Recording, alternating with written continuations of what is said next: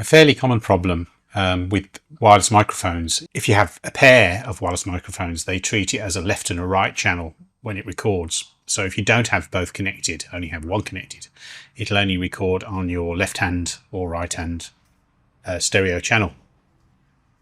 This can also happen if you plug in a mono microphone into a camera expecting a stereo microphone. You'll only get the one channel.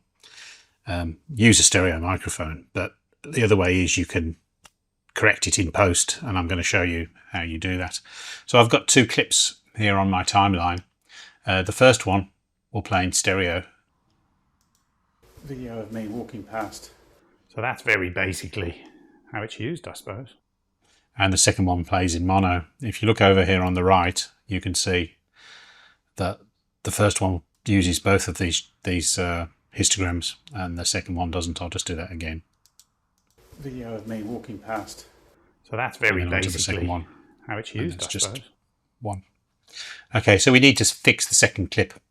You can do this either on the Fairlight page, which is your sound editing part of DaVinci Resolve, or on the edit page. I'll do it in the edit page because we're there already. This video really is just to remind me how to do it, because I commonly forget, so I'll have something to refer to in the future, but obviously feel free to use it.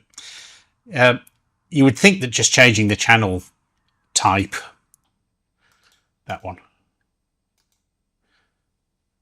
change track type to mono, would fix the problem, but when I play it, you don't get any sound. Okay, that can be fixed relatively easily.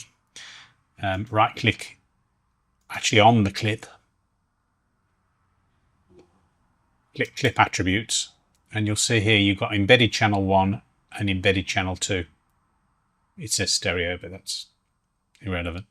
So what we have to do is change embedded channel 1 to show embedded channel 2, so they both show, in my case, the right channel, which is channel 2. We click OK.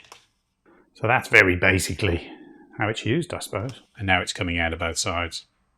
Anyway, that's how you do it. It's quick and simple, and you can copy that and paste it onto the rest of your timeline if you've got any other clips that require it. I hope that helps.